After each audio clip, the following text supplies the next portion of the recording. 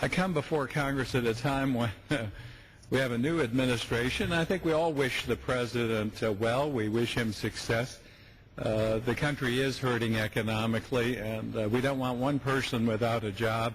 We don't want one person who has a problem paying their mortgage or losing their home. We don't want people to suffer because they don't have health insurance or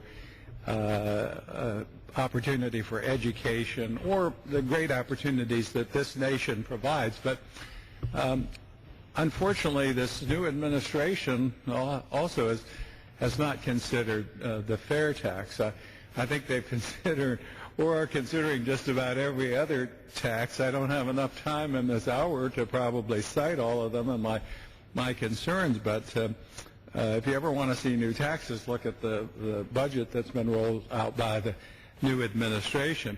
And some of them are hidden. You've got some of them fancy, clever names. You've got the, the cap and trade, which would impose higher costs for energy users. Someone told me it's over $3,128 annually in higher costs for every household. That's a new tax. Now, it has a clever name, but they have no problem imposing another tax on people who are already hurting and having difficulty in paying their energy bills.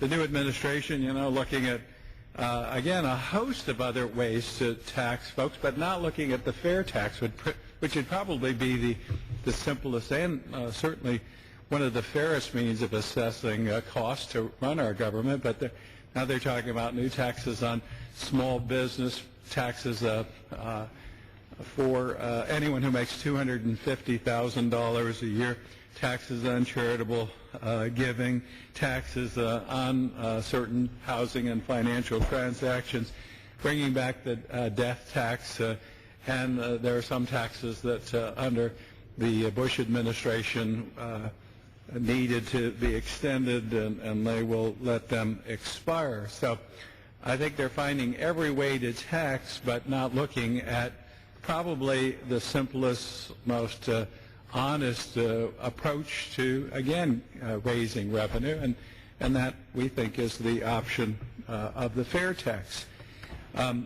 It's kind of interesting, too, in the new crowd.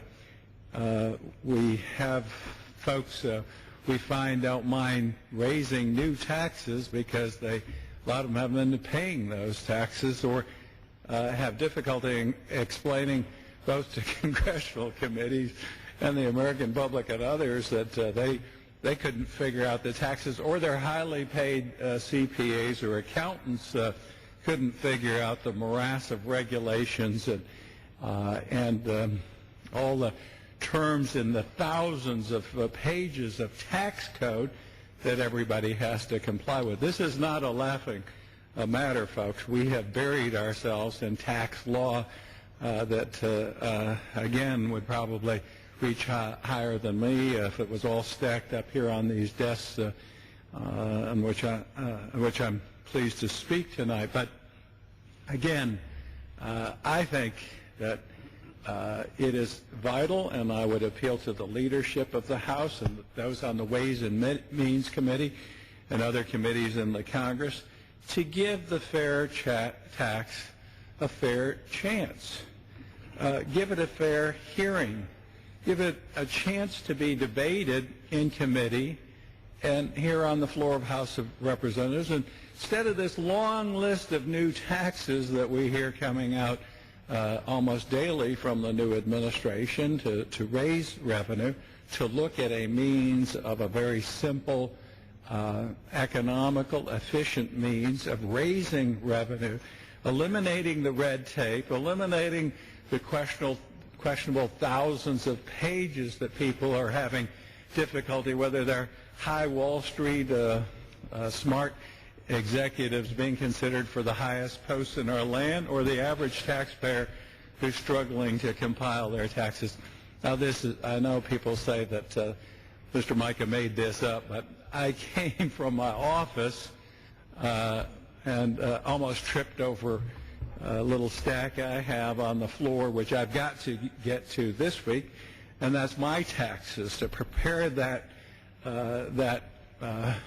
complicated, and thank goodness I've been out of business and the private sector for some time. So what used to be probably 2-3 inches of tax returns and sitting down for some time with my CPA and accountant is a much smaller, complicated affair, but nonetheless it is complicated, and many people obviously have difficulty in complying with the thousands and thousands of pages and rules and regulations that are interpreted differently. So this is the time, I think, to give this proposal, which has been developed by some here in Congress, a fair chance, a fair hearing. Let's not sweep it under the carpet for another 2 years, but let's give it an honest hearing and look at how we can, again, eliminate a huge bureaucracy, eliminate red tape.